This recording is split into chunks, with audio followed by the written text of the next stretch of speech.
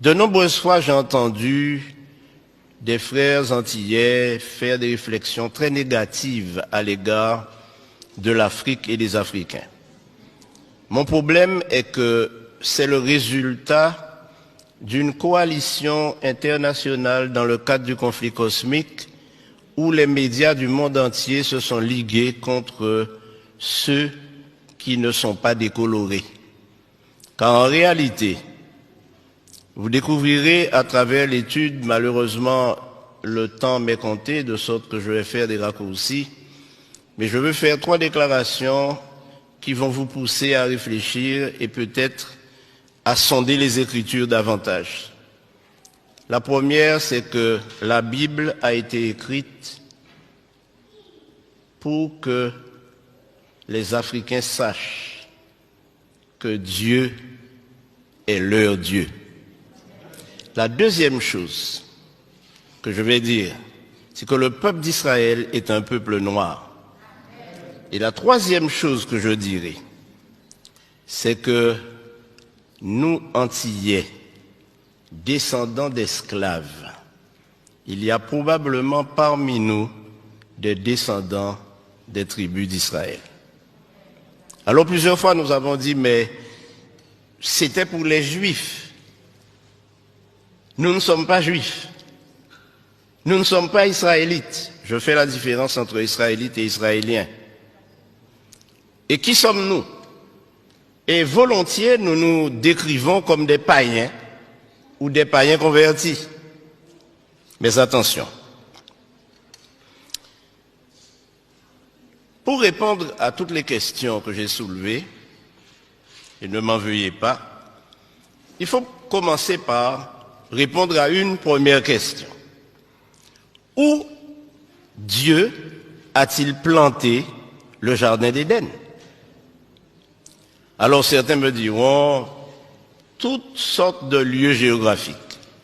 Mais si nous lisons attentivement, et j'aimerais, frères, vous dire que lire la Bible n'est pas suffisant.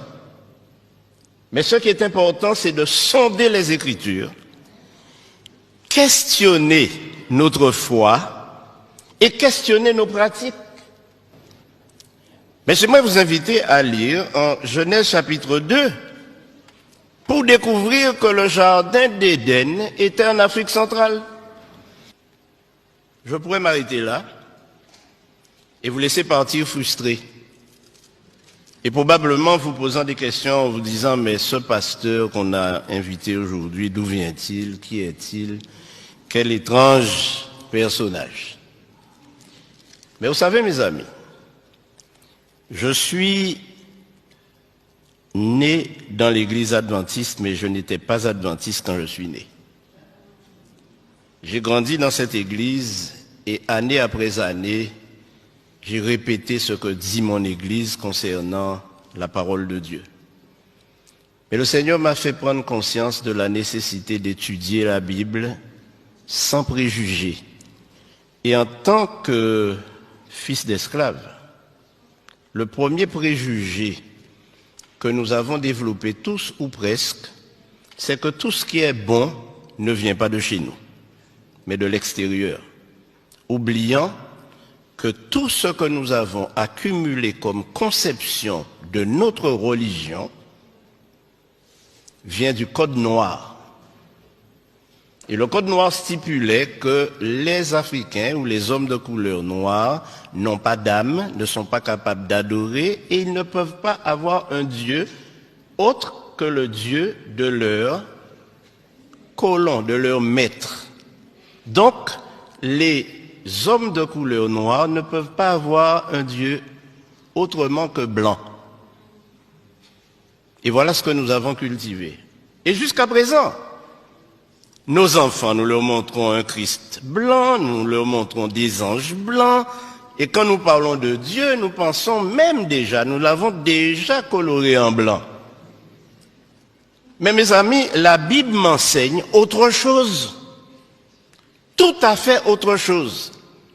Et quand je lis la répartition des nations sur terre, je me rends compte que nous sommes tous cousins et cousines. Car nous sommes tous mon cher Max, des descendants de Noé. Tous descendants de Noé, à travers ses fils. Or, le seul fils de Noé qui était un albinos, donc blanc, c'était Japheth. Mais Sem et Cam, ou Ham, puisque Cam c'est francisé, étaient noirs. Les Sémites sont des noirs. Les descendants de Sem sont des noirs. Et les descendants de Cam sont des noirs. Et c'est la Bible qui le prouve. Dans la généalogie de Jésus, il y a plusieurs Cananéens.